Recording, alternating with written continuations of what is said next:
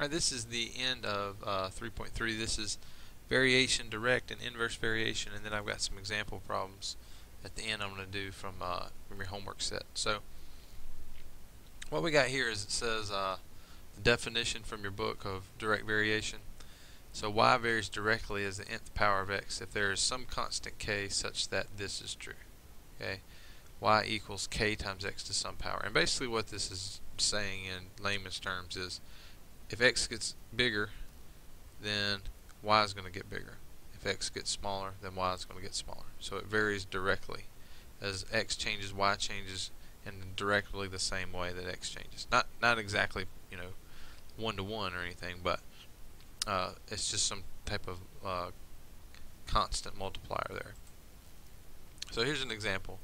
In the production of an item, the number of units of one raw material is varies as the cube of the number of units of the second raw material. Alright, so what is that saying? It's saying y is varying directly as the cube of x. Alright, one variable is varying directly as the cube of another one. It doesn't say direct variation, but it just skips over varies as the cube. So that's direct variation. Alright, suppose 500 units of the first, that's y, and 5 units of the second raw material are required to produce 100 units of the item. How many units of the first raw material required if the number of units requires 10 units of the second? Alright, so what that's saying is 500 units equals k times 5 units of the second, so that's the x. Alright, so we get 500 is equal to k times 5 cubed is 125. Alright, then divide both sides by 125. Alright, and we get that k is equal to 4. Alright, now that we're not done here, okay, all that does is that solves for this k. So that gives me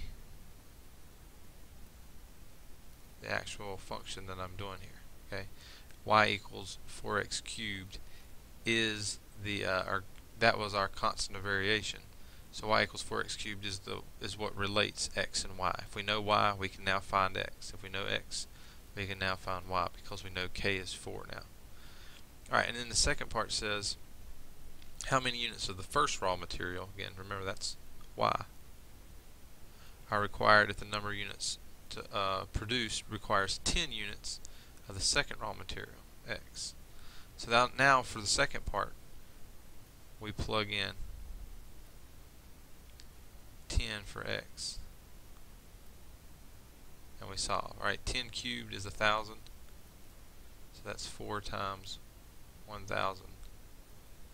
Alright, and then 4 times 1,000 is 4,000. So 4,000 units.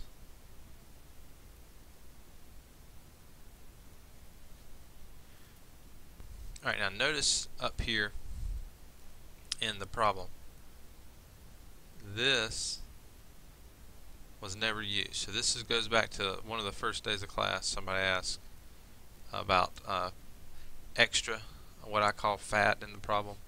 So there's some fat in this problem, something that's not used, and you have to be able to kind of weed through that and understand that we don't need that 100 in here anywhere. Okay, it's just the raw materials are what vary directly towards one another. So this isn't raw materials, this is the finished product. Okay. Alright, now inverse variation is a little bit different. Direct variation, it's multiplication, k times x to the n. But with inverse variation, it's k over x, or if the power is something other than 1, k over x to the n power. So it's division rather than multiplication when it has inverse variation. And then notice what we talked about in the last video. If that n is in the denominator and positive, we can bring it up to the numerator and make a negative exponent. Okay. Alright, example here, the illumination produced by light varies inversely as the square of the distance from the source of light. the illumination 30 feet from the light source is 60 candela, what is the illumination 20 feet from the source? So same as before, we have to set up an equation and then solve for K. So this says the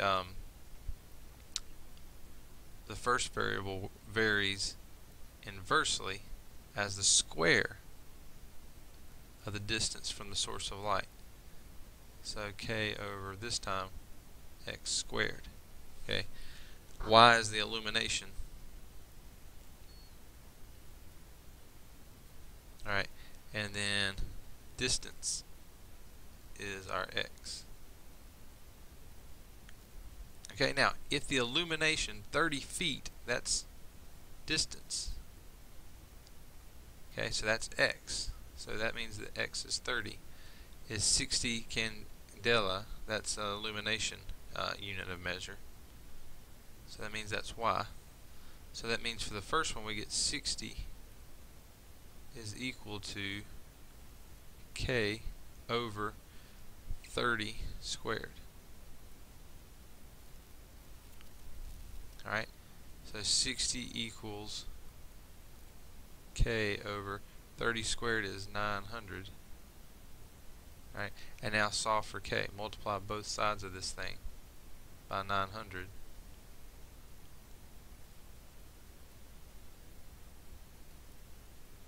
So we get K is equal to 9 times 6 is 54.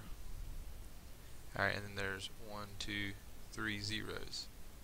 So K is equal to 54,000. Now remember, that's the numerator. We're not done here. Again, this is just like the last one. All we found is what the numerator actually is. So 54,000 over x squared. Alright, this is the formula we plug into to actually answer the question we're being asked. What is the illumination 20 feet from the source? So now again we know x. That's the distance. So what is the illumination 20 feet from the source? That means we take the 54,000 and we divide by 20 squared. Alright, bring up your calculator. You can do this one exactly how you see that. So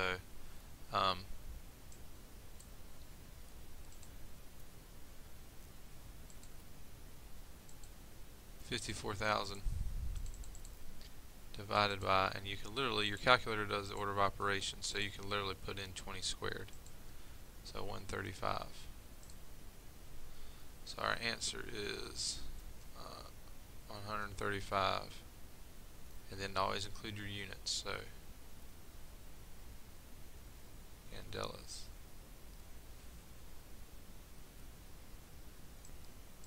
Oh yes, candela, not candelas. Alright, and now I'm going to do a couple of homework problems just to kind of give you an idea. This is doable, okay? I want you to see that you can do this. This is not as tough as you may think it is at first sight. Just realize that this is just taking the tools that we learned in this 3.3 section and applying them. Alright, sketch a graph of the following function, negative 5x cubed. So blow this up over here,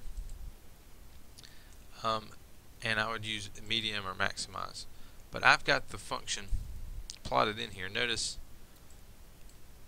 f of x equals negative 5x cubed. That's the same as y equals negative 5x cubed. And then just go to your table above the graph button. Second graph brings up the table. And because they're giving us y values between negative 50 and 50 and x values between negative 5 and 5, we need to make sure we're staying in this range for the y's. So I'm going to use negative 240, negative 15, those first 4 points with this 4-point cubic tool. Okay, so negative 2, positive 40, alright, negative 1, positive 5. You gotta have a steady mouse hand. 0, 0,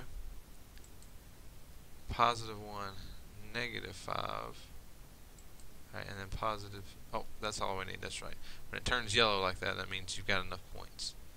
Alright, so I click save, check my answer, it likes it.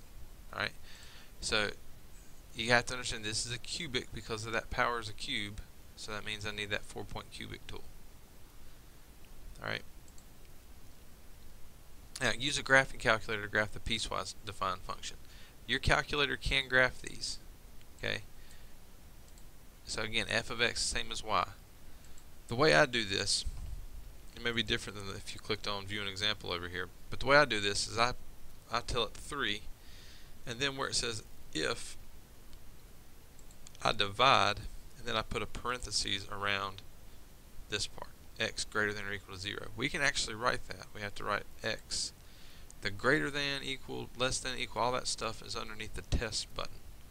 So press second math. That takes us into the test menu, and there's all those order symbols. So we want greater than, which is option 4. Greater than what? Greater than 0. Close that off. Alright, this is our top function. And then we go to the other part. Negative 3. And then divide. There's the if, so I divide. And then x is less than 0. So x, once again, I need an order symbol. That's underneath the test menu. So there's the less than, option 5. Alright, and then when I tell it to graph, there's the top one, there's the bottom one. Alright, now each graph is negative 10 by 10, negative 10 by 10. So I'm going to put it in that window. Zoom 6. Alright, and x scale is 2, y scale is 2. So,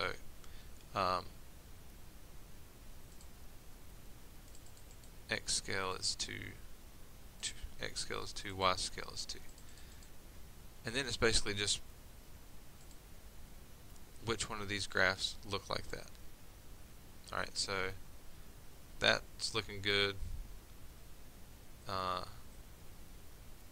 That's looking good.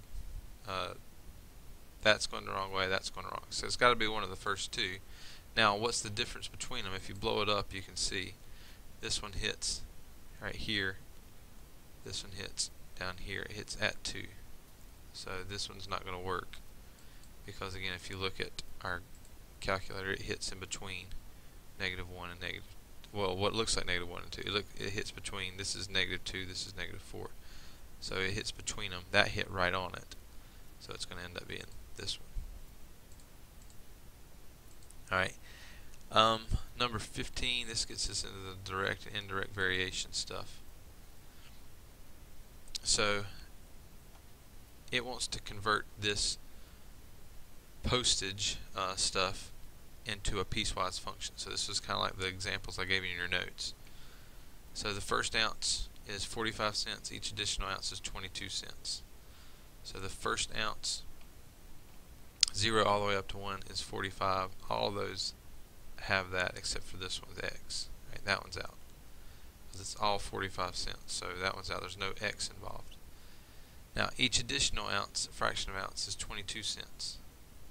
Okay, all these others have that plus 22x. All right, and that's not what's going on here. We have to literally add 22. And then for the next ounce it's that much. Alright, add 22 and it's that much. So this is our piecewise function. Alright, these, remember, these are lines when that x is involved. And this post office problem is not lines. Each one is a constant. Alright, find p of 1.3 and explain what it means. 1.3 falls in here. So p of 1.3 is 67. And this means that postage of a 1.3 ounce letter costs 67 cents.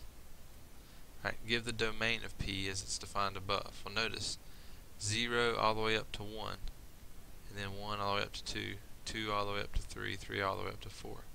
So they want a compound inequality. So 1, here's your order symbols, or not 1, sorry, 0. 0 is a less than. Alright, then notice everything else. The 1, the 2, the 3, all the way up to the 4 is included. So when we say the next part, we have to include the 4.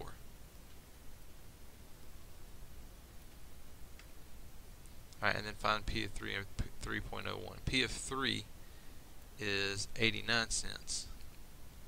but P of 3.01, that's just a fraction bigger.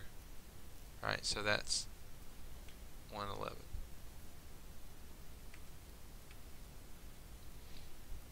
Alright, the postage for a 3-ounce letter is 89 cents. The postage for a 3.1 ounce letter is 111 cents. Right, or $1.11. Alright, so that's how you do that problem.